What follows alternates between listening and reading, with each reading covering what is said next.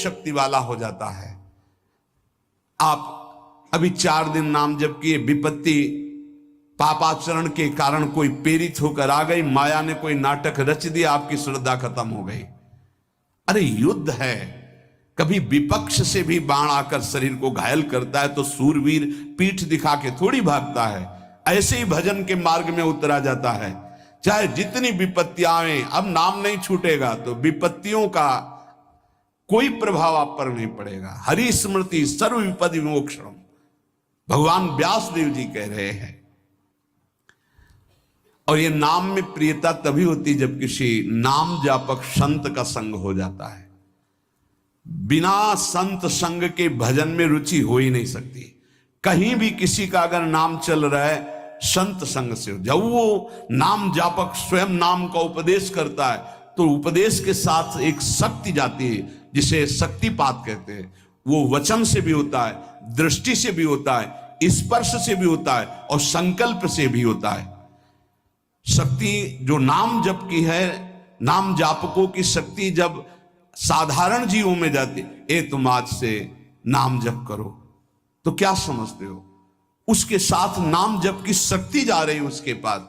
दृष्टि से देख लिया, मन से संकल्प कर दिया, वचन से बोल दिया, तभी नाम जप प्रारंभ हुआ। नहीं, पापाचरण करने वाला राधा नहीं बोल सकता।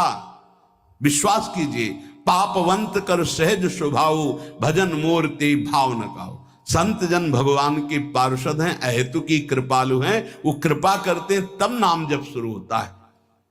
एक पति पत्नी में बहुत आसक्ति थी परस्पर, नाम जप ये सब तो आसक्ति के कारण कहीं गुंजाइश ही नहीं थी। जैसे एक साधारण कामासक्त दंपति, ऐसे एक बार एक संत भगवान वहां से तो देखा कि परिवार में बिल्कुल अश्रद्धा है संतों के प्रति, ना भगवान का भजन न धर्म। तो सामर्थ्य भजन से जो जितना करता है, ऐसे उनको देवर्षि नारद जी मिल गए। तो नारद जी से कहा, परम कृपाल हो, ये दंपत्ति इस घर में रहते हैं, बहुत आसक्त हैं, क्या इनकी परस्पर आसक्ति हट सकती है और भजन हो सकता है? बोले तो ऐसे हो जाएगा, चुटकी बजाते। बोले इतना आपस में प्रेम करते हैं कि उनका मन ही नहीं हटा सकते आप। बोले आप 2-4 दिन में फिर कभी आना तो देखना, ये साष्टांग दंडवत करके आपको प्रसाद पवाएंगे, ऐसी इनके अंदर भक्ति आ जाएगी। नारद जी गए, पति कहीं बाहर कार्य से गया था, पत्नी कहा कैसे आप संत भगवान कैसे आए? एक खास बात बताने आए हैं तुम्हें। क्या? ये जो तुम्हारा पति था ना, ये पूर्व जन्म का नमक बटोरने वाला नोनिया था। बोले नहीं प्रभु, ऐसा नहीं। बोले रात में जब सो रहा हो तो तुम उसकी त्वचा को चाट के देखना, बिल्कुल हमारी बात सत्य मिलेगी। तुम जो इतना प्यार कर रहे हो तुम्हारे काबिल नहीं। ऐसा कैसे हो सकता है? पक्का। कहाँ खेत है तुम्हारा जहां पति गए? बता, अमुक जगह। नारद जी गए। कैसे बाबा जी? बोले एक बात बताने आए, जिसको तुम पत्नी को बहुत प्यार करते हो ना, नागिन है पूजन। बोले आप कैसे कर? बोले हमें त्रिकालज्ञ, हम जानते हैं। बोले अगर परीक्षा करनी हो तो रात में सोने का नाटक करना, देखना जबान निकाल के आगे। देवर्षि नारद जी ने अब वो कि बाबा जी बोल गए थे कि तो रात में वो सोने का नाटक, डर भयानक उसके सता रहा था कि नागिन है पास में। अब जब चाटने होगा तो जो ही जवान निकाले फिर समझ गए वो, और चिल्ला पड़े वापस। बड़ा तो दृष्टांत सागर का है ये। तो अब रात तो बहुत विघ्नकारी हो गई, आपस का प्रेम एकदम खत्म। सुबह देवर्षि नारद जी आए, बोले ये तो हमने आपके साथ विनोद किया था, वस्तुतः ये नागिन नहीं है, वस्तुतः ये ऐसा नहीं। हमें समझाने आए कि तुम दोनों का प्रेम ये नाशवान है, आज नहीं तो कल नष्ट हो जाएगा। जीवन की सार्थकता भगवान नाम जपने में है, भगवत आराधना में। नारद जी की कृपा से उनके हृदय में भक्ति जागृत हुई। अगर हमें संत ना मिले तो सच्ची कहते हैं भगवान के चरणों में या नाम में प्रीति हो ही नहीं सकती।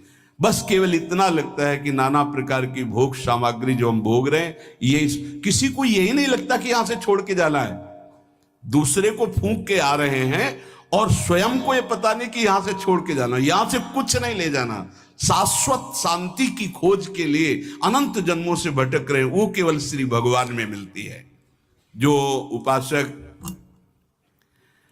उठते बैठते चलते फिरते खाते पीते नाम जप करता है, खाते पीते नाम ले, चलते बैठे सोए, सदा पवित्र यह नाम है, सदा उजाला तोए। जो नाम जपने के लिए जरूरी नहीं है कि आप पद्मासन लगा के बैठे, आप आसन में बैठे, नहीं। गृहस्थी धर्म में आप खेत जा रहे नाम जप करते हुए, आप एक एक फावड़ा चला रहे नाम जप करते हुए, क्या चला जाएगा? बड़ी सामर्थ्य नाम में, एक अमोघ सामर्थ्य नाम में। आप विश्वास कीजिए, एक नाम भी व्यर्थ नहीं जाएगा। अश्रद्धा से भी नाम उच्चारण कर लिया, भारी पड़ेगा यमराज के हिसाब में। मान लीजिए ये माया का ऐसा प्रभाव है जो आपको भजन में नहीं लगने दे रही। इसका कार्य है आपकी श्वासों को व्यर्थ करना। देख लीजिए, कोई दृश्य दिखा के, कोई भोग भोगा के, कोई बात के चिंतन में फंसा के, किसी क्रिया में लगा के, इसकी चाल है कि भजन ना होने देना। दो शक्तियां भगवान की ये प्रबल, एक माया शक्ति विस्मरण और भक्ति शक्ति स्मरण। ऐसी तो अनंत शक्तियां हैं, पर विशेष प्रभावशाली ये दो शक्तियां हैं भगवान की। एक है जिसकी शरण में जीव आ जाए तो भगवत स्मृति में तन्मय कर दे, समस्त दुखों का नाश करके, भक्ति।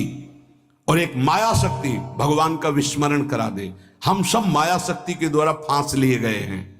वो हर चाल यही चलती कि भजन छूट जाए। आप देख लो, कोई मिलेगा, कुछ खान पान दृश्य भोग क्रिया सब में भजन छुटाने की सामर्थ्य है माया के द्वारा।